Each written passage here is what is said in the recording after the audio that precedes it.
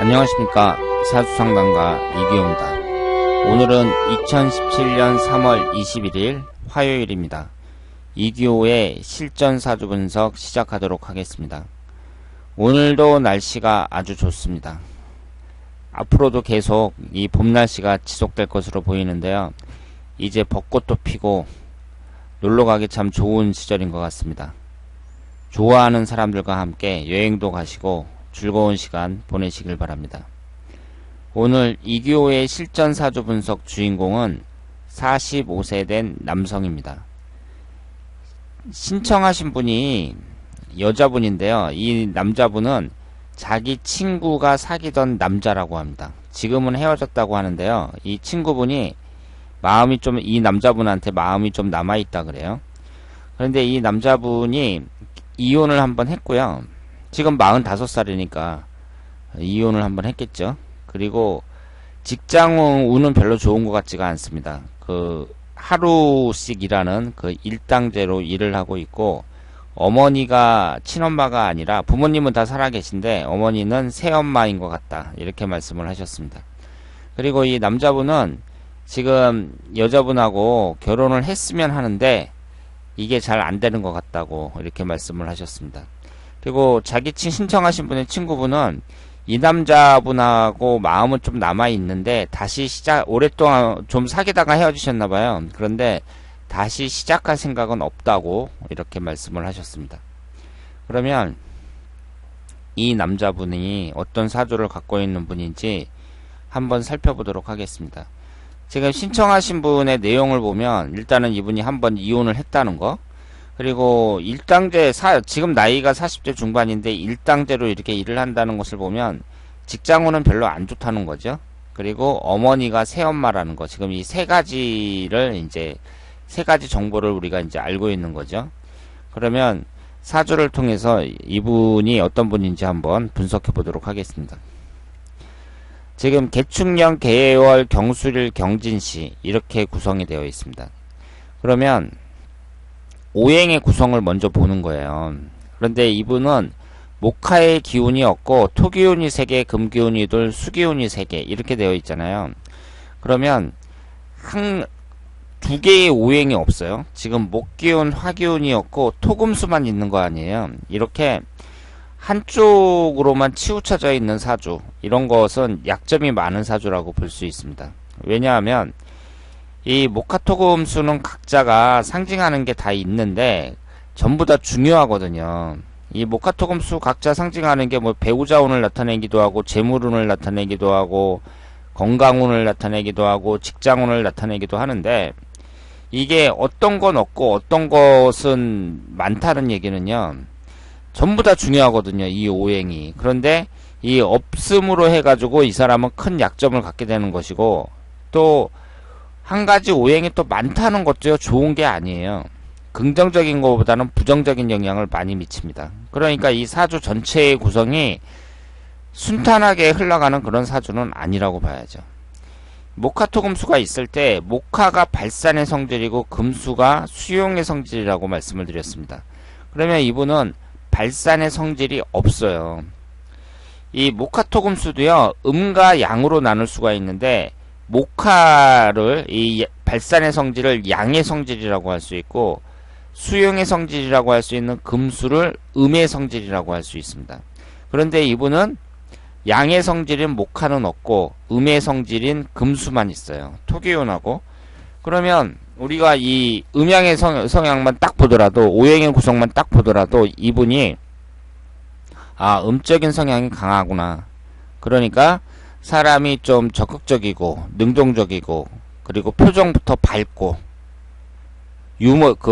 농담도 잘하고, 막 이런 스타일.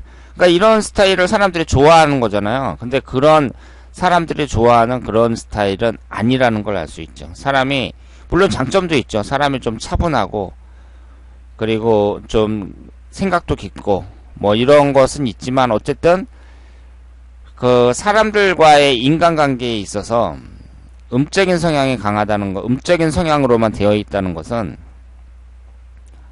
그렇게 좋은 점은 아니죠. 그러니까 목화토 금수가 전부 다 골고루 균형되어 있는 사주가 좋은 사주라고 볼 수 있습니다. 사람이 목화로만 되어 있어도요, 금수가 없고 목화로만 되어 있어도 문제가 많아요. 근데 그런 사람들은 이제 좀 깊이가 없다고 봐야죠. 목화만 있고 금수가 없는 사람들, 책임감도 좀 떨어지고 사람 자체가 깊이가 좀 없다고 봐야 됩니다. 근데 이분은 목화가 하나도 없어요. 그러니까 이런 사람들은 처음 사람들이 이렇게 만날 때 표정이 좀 굳어 있는 경우가 많이 있습니다. 그러니까 모르는 사람들은 처음에 딱 만날 때 접근하기가 좀 어려운 거죠. 그런데 막상 이렇게 또 오랫동안 사귀다 보면, 이런 사람하고 사귀다 보면 또 사람이 괜찮고 의리도 있고 뭐 그런 경우가 많습니다. 그러면 이분 사주를 봤을 때 경진, 경술, 백호대살이 이렇게 들어있고요. 그리고 경술일주에서 이 술토가 배우자궁인데 진술충으로 깨지니까 이혼을 했다, 이렇게 볼 수 있습니다. 그러니까 이분은 배우자궁은 별로 안 좋다고 봐야죠. 그리고 여기에서 식신상간운이 많고 인성운이 많은데 중요한 건 목하고 화기운이 없단 말이에요. 목기운은 재성운을 나타냅니다. 화기운은 간성운을 나타내요. 그러면 남자 사주에서 재성운이라는 것은 육친관계로 봤을 때는 부인을 나타내거든요.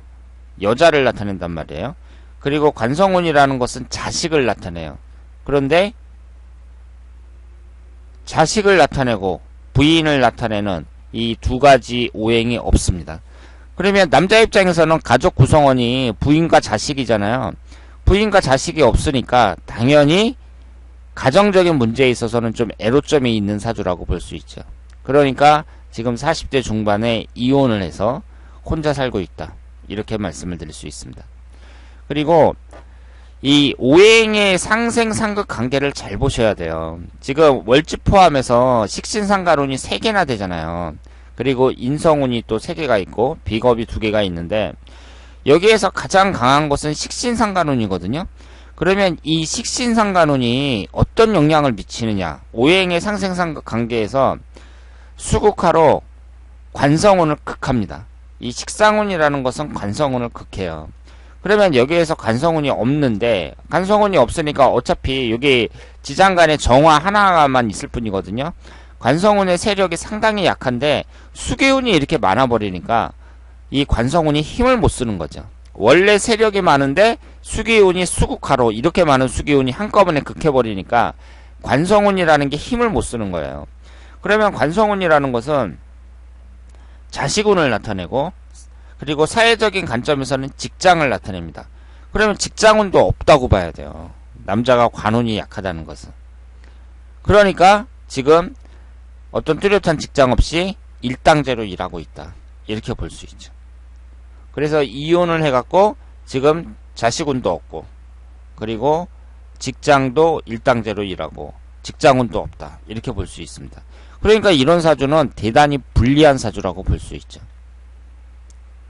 대단히 불리합니다. 이렇게 어떤 한 가지 오행이 아예 없으면서, 한두 가지 오행이 아예 없으면서 다른 오행이 이렇게 강하잖아요. 그러면은 모두 다 중요한 오행인데 이것이 하나라도 포기할 수 없을 정도로 인간에게 있어서는 중요한 것을 의미하고 있는데, 어느 하나가 이렇게 세력이 싹 약해버리면 그 사람은 애로점이 많죠. 그래서 이분은 재성운하고 관성운이 약하다, 이렇게 볼 수 있고, 이것은 남자에게 있어서는 여자와 자식을 나타내니까 큰 약점이라고 볼 수 있습니다. 그리고 여자운 같은 경우에도요, 여기에 보시면은 이제 을목이 하나가 있고 간목이 하나가 있어요. 그러니까 목기운이 2개가 있는데, 간목 같은 경우는 일간하고 충이 되니까 별로 힘을 못 쓰겠지만 어쨌든 여기에 을목도 하나 있고, 그러면 이걸 돈으로 봤을 때에는요, 이분이 돈을 벌 수 있는, 충분히 벌 수 있어요. 기회만 잡으면. 그런데 여자운으로 봤을 때는 대단히 안 좋다고 봐야죠. 경술일주에서 여기에서는 또 배우자궁이 깨지죠. 배우자궁이 깨지고, 그러면서 사주에는 여자를 나타내는 목기운이 없습니다. 그러니까 여자운도 대단히 약하다고 볼 수가 있죠. 그러면 사주가 별로 안 좋더라도요, 흘러가는 대운에서 잘 받쳐주면, 용신대운으로 잘 흐르면 잘 살 수 있다고 제가 누누이 말씀을 드렸습니다. 그렇다면 이런 사주는 일단은 목하고 화기운이 용신운이라고 봐야 되잖아요. 지금 토기운하고 금기운이 5개나 되니까 이 신강한 사주라고 볼 수 있고, 어쨌든 목기운과 화기운이 하나도 없는 상태에서 이게 용신이라고 봐야 되거든요. 그리고 토금수는 기신이라고 봐야 돼요. 그런데 흘러가는 대운을 보면은요, 처음에 금기운하고 토기운만 계속 들어옵니다. 그리고 41세 무오대운서부터 이제 화기운이 들어오기 시작하죠. 그러면 이분 일생에서 볼 때에는요, 어쨌든 지금 대운부터 40대 대운서부터 말년까지의 운이 어려서부터 지금까지 들어왔을 때보다는 유리하다고 봐야죠. 그리고 어렸을 때 운이 기신인 수기운, 금기운, 토기운 이런 것만 들어오잖아요. 그런데 이분이 인성운이 이렇게 많단 말이에요. 지지에 3개나 깔려 있어요. 그러면 인성운이라는 것은 어머니를 나타내거든요. 그런데 어머니가 이렇게 많다는 얘기, 그리고 진술충으로 깨지는 게 인성운끼리 깨지는 거잖아요. 그 얘기는 그 엄마가 많고 그리고 어머니 운이 이렇게 깨진다는 얘기는 결국은 새엄마를 만난다, 이렇게 해석을 할 수가 있죠. 그러니까 사람이 어렸을 때 가장 그 불행한 게 뭐냐면은 어머니가 없는 거거든요. 그러니까 이분 같은 경우는 어머니가 뭐 이혼해서 나갔다든가, 아니면 어머니가 돌아가셔가지고 아버지가 새엄마를 얻었다든가, 뭐 이런 식으로 생각을 할 수가 있잖아요. 그러면 그 사람은 어렸을 때 운이 안 좋았다는 거예요. 어린이한테는 그게 가장 안 좋은 거죠. 그러니까 이 어렸을 때의 이 운이 기신운으로 계속 흘러가고 있습니다. 그래서 11살서부터 20살까지는 이 겁재운인 신금이 들어오고, 여기서 토기운, 금기운은 다 기신이라고 봐야 돼요. 그래서 20대, 30대가 다 기신운으로 강하게 흘러가니까 사주 자체가 원래 또 약하고, 그러니까 또 이혼을 했다, 이렇게 볼 수 있죠. 그런데 40대부터는 어느 정도 이전보다는 조금씩이라도 나아진다고 말씀을 드릴 수가 있습니다. 그래서 결혼을 하고 싶어 한다고 이렇게 말씀을 하셨는데요. 지금 이 신청자분의 친구분하고는 헤어졌지만 앞으로 여자를 만나서 그 결혼할 가능성은 대단히 높다, 이렇게 말씀을 드릴 수 있겠습니다. 자, 그러면 오늘 이기호의 실전사주 분석은 여기서 마치겠습니다. 대단히 감사합니다.